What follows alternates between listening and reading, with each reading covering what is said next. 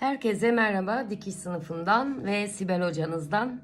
Şimdi videom ne kadar sürer bilemiyorum. O yüzden biz başlayalım. Çünkü spontane gidiyor genelde benim anlattığım şeyler. Anlatmaya başlayınca devamı geliyor. Şu düzler etek kalıbının çizimini anlatmıştım size, hatırlayacaksanız. İşlem basamaklarıyla beraber. Şurası ön, şurası arkaydı. Niye bununla başladım? Çünkü en son biz pens konumuzda bıraktık. Pensin ne olduğunu tekrar hatırlatmak için anlattım. Şu bizim kalça çizgimizdi arka bedende. Şurası da bizim bel çizgimizdi. Şu kalça çizgimizle bel çizgimiz arasındaki, eğer mezuramı bulabilirsem, farkı ortaya çıkartmak için pens yapıyorduk, hatırlayacaksanız. Diyelim ki ölçüyorum, ben şuradan mezuramla başlıyorum. Burası benim kalça çizgim. Kalça çizgisini baz alarak yapıyoruz. Diyelim ki kalça ölçümüz 22, yani dörtte biri bu. Dörtte biri 22. Şöyle kup ve korsajı anlatacağım, o yüzden buradan başladım. Yani bu dörtte biri olduğu için aslında kalça ölçüsü kaçmış? 88. Niye 88 almıştık? Kalçası 88 olan kadın siz tanımıyorsunuz. Ben de tanımıyorum. Varsa çıksın benim takibimden. Kalçası 88 olan kadına göre yapmıştık. Çünkü kağıdımız o kadar da, ekrana da o kadar sığdırabiliyorduk. Şimdi tabii şaka yapıyorum arkadaşlar. Bel ölçüsü kaçmış? Böyle bir etek kalıbınız var. Buldunuz baz kalıbı ve bu etek kalıbının size uyup uymayacağını anlamanız için, ki bununla ilgili çok daha ayrıntılı bir video gerekiyor ama özet geçeyim.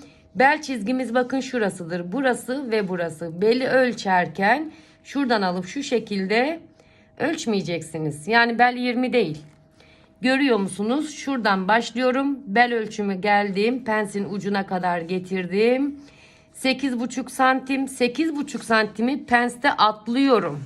Atlayarak 8,5 santimi şuraya koyuyorum ve yeniden ölçüyorum. 16,5 santimmiş. Yani 16,5'un 4 katıymış benim bel ölçüm. Şu an bana çarpma yaptırmayın ekranlarda. 30 santim 1 santim demişiz. Yani yarısının, dörtte birini bulmuşuz. Bu aradaki kalan pens. Niye burayı atladım ölçerken? Çünkü biz bunu dikiş dikerken ne yapacağız? Buradan katlayıp bu şekilde üst üste getirip dikeceğiz. Kağıt olduğu için zor katlanıyor. Burası bizim belimiz, burası da kalçamız. Kalça ile bel arasındaki ölçüyü belimize oturtabilmek için, yani o fazlalığı dağıtabilmek için pens yapıyorduk. Bu da aslında yan penstir. Bu da bir penstir hanımlar. Bu iki yan dikiş birleşeceği zaman yan pens olur. Yani aradaki çıkan farkı, örneğin atıyorum aradaki 8 çıkmışsa pens hesaplamasını yapmışım, burada kaçmış? 6'ymış. Yana 3 santim vermişiz pens payı. Pensi eşit dağıtmışız.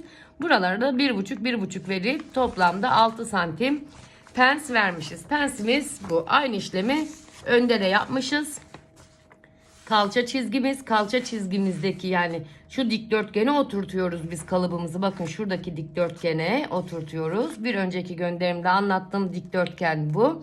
Tripoduma da kavuştum gördüğünüz gibi. Çok da memnun kaldım. Evet, ne diyordum? Buradaki beli de ölçüyoruz. Kalçayla bel arasındaki şu dikdörtgendeki şu fazlalık ölçüyü pens yaparak, yani bu ön pens, bu da yan pensimiz, pens yaparak dağıtıyoruz. Ekrana sığacak mı bilmiyorum ama şöyle bir kalıbımız elde ediyor. Bu kalıbı işlem basamaklarına göre anlattığım videoda benim eski gönderilerimde var. Onu da ben unutmazsam hikayemde paylaşırım. Unutursam siz hatırlatın, tekrar hikayemde paylaşayım. Pens konumuzu tekrar ettim. Çünkü şimdi kup nedir? Korsaj nedir? Onu anlatacağız. Bunu kaldırıyorum. Kup. Burada da modelleri açtım. Bunlar üzerinden hangisi kup, hangisi korsaj, hangisi roba, hangisi pensidir anlatacağız. Kalıplar üzerindeki boyuna olan kesiklere biz kup deriz. Boyuna olan kesiklerdir. Yani boyuna göre olan kesiklerdir. Giysi üzerinde, diyelim ki bu bizim vücudumuz, elbisemiz neyse, boyuna olan kesiklere biz kup diyoruz. Parçanın tamamen çıkarılmasıyla elde edilir aslında. Yani bu işte şurası ön ortasıdır. Kup parçamızdır, ön parçamızdır. Yani ön 1, ön 2 diye ayırırız. Kup bizim boyuna olan kesiklerimizdir. Genelde üst bedende kullanılır ama kuplu etekler de vardır. Yani bu ne demek? Alt bedende de kup kullanılır. Örneklerini de göstereceğim.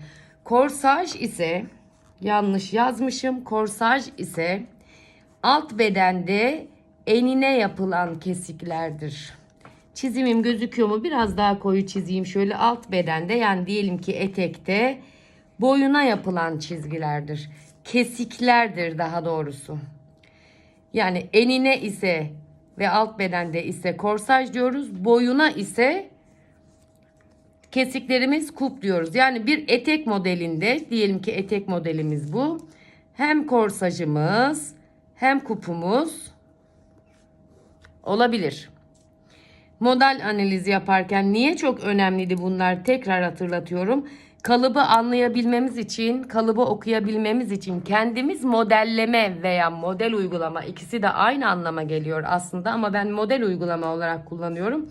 Anlamamız için bunu anlatıyorum. Tekrar ediyorum, kup boyuna olan kesiklerdir. Korsaj alt bedende enine olan kesiklerdir. Gelelim şimdi burada dergilerindeki şu orta sayfalardaki teknik çizimlerden anlatayım. Bu hangi sayıymış? 2019 Şubat sayısıymış. Şu modele bakıyoruz. Görüyor musunuz? Şöyle anlatayım. Şu modele bakıyoruz. Kup görüyor muyuz? Bu modelde kup yok. Ne var? Pens var. Değil mi?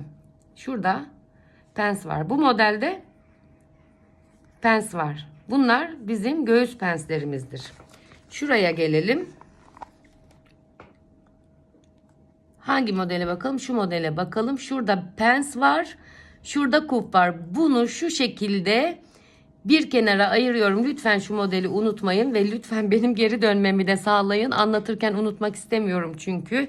Çok önemli bir şey söylemek istiyorum ve buraya yazacağım. Lütfen siz de not alın. Bir modelde eğer kup varsa pens yoktur. Eğer pens varsa kup veya korsaj yoktur. Bu da benim beyaz tahtam olsun. Tahtaya yazıyorum gibi düşünün. Siz de not alın. Bir modelde eğer kup varsa pens yoktur. Pens varsa kup veya korsaj yoktur. Şu demek hanımlar. Çünkü kup ve korsaj pensin model uygulanmış halidir.